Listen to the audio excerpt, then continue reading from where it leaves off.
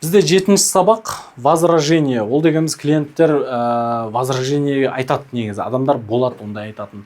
Я мысалы мен өзім бір нәрсені сатып алмастан бұрын бірнеше ойланам да, мысалға покупка жасамас бұрын мен де ойланам. Сол сияқты адамдар да бар, но бірақ біздің чектарымыз өте төмен, и адамға керек болатынымыз бұл эмоциональный чектар, продажа болады. Негізі возражение қандай жағдайда болады деген сұрақ туындайды да.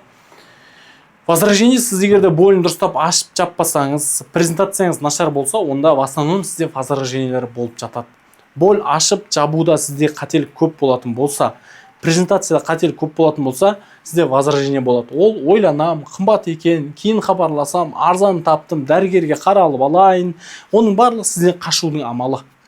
Сізден қашудың амалы просто сіздің уақытыңызды алды адам. Білмеймін, энергияңызды алды, ол тупа сізге жоқ алмайын деп айтқысы келмейді, просто қашады да. Алмаймын. Енді бұларды қалай жабамыз? Осын айта кетейік, мысалға. Жарайды, клиент ойланам деді. Сіз бірінші кезекте барлық возражениеде адаммен келісуіңіз керек. Қандай возражение айтса да, я дұрыс, мен сізбен келісем. Әрине ойланыңыз. Бұның барлық ақша, әр покупканың алдында ойланғаныңыз жақсы. Бірақ сіз мен сізге көмектескім келіп тұр, бірақ сіз қай жағынан ойланып тұрсыз? Бағасы қымбат деп тұрсыз ба? Сапасы нашар деп тұрсыз ба? Сіз қай жағынан ойланып жатсыз? Деп сіз қайттан покупкаға алып келуіңіз керек та. Сіз одан кейін айтады, бағасы білмеймін, мысалы сапасына байланысты уайымдап тұрмын дейтін болса, клиент уайымдамаңыз. Мен сізге қазір видеозвонокпен сөйлесіп сапасын көрсете аламын. Сапасы 100% өте жақсы, өзінің бағасына стоит. Бізге 4 жылда 200 мыңнан аса адамға нақты көмектестік. Сол адамдардың барлығы осы бандажды, осы корсетті алып нәтижеге қол жеткізді.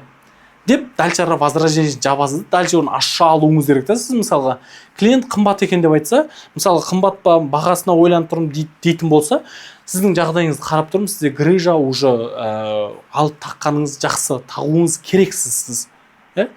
Бағасы қымбат деп ойланып тұрғаныңызға қарағанда, бұрын сіз бұндай бандаж алып ортопедиялық орталықпен связда болмаған секілдісіз. Негізі бізде баға қымбат емес. Бұл баға 35% жеңілдікпен арзан. Қазір скидка болып жатыр. Қараңызшы, сіз мына бандажды 17.550 теңгеге алу арқылы 2 затты сыйлық қалып жатырсыз. Бұл 2 затты бөлек-бөлек алатын болсаңыз, бағасы 7.000 теңгеден, 3.5 теңге 7.000 теңге болады. Доставка тегін. Өзіңіз білесіз, қазір уақытта доставка 2.5 3.000 теңге шығады. Еще ЛФК курс 10.000 теңге тегін беріп жатырмыз. Бұның барлығын қосып есептесеңіз, 17.550 теңгеден сіз бұнда ешқандай баға бұдан төмен таба алмайсыз. Таба алуыңыз мүмкін, бірақ қытайский сапасыз түрін табасыз деген сияқты.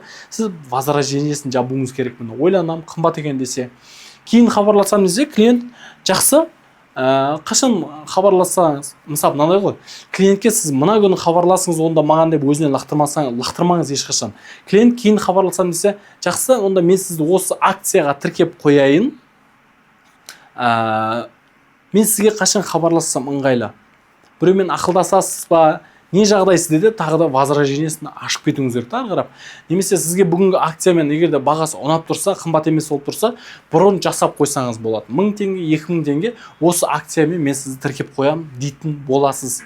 Енді арзан таптым десе, қандай ол, қай жерден таптыңыз, қалай алып жатырсыз деген сияқты, сол бойынша дальше сұрап клиенттермен сөйлесіп кете беретін боласыз. Енді дәрігерге қаралу керек десе, мысалы біздің бандаждарымызды операциядан кейін, послеоперационныйда дәрігерлер назначить етеді. Яғни операция грыжа болды, грыжаның ауруын алдын алу үшін операция істеді, операциядан кейін де бандажлау керек. Ал егер грыжаның алдын алып операцияға жеткісі келмесе, оның алдында да бәрі бандажлау керек. Ол просто клиенттің белін қысып, ұстап тұрып, грыжағаны операцияға дейін алып бармайды. Понимаете да? Сіз осының барлығын біліп, клиентке осылай жауап беруіңіз керек. И дальше ары қарап сіз бұлай тек қана возражениемен жұмыс жасап қана қоя салмай, продажаға алып келуге жұмыс жасауымыз керек. Мына возражениелерге бірінші ереже келісеміз, ойланғаныңыз өте дұрыс. Мен сізге риза болып тұрмын, әр покупканың алдында әр теңгені ойланып жұмсау, ол өте дұрыс шешім, ханым.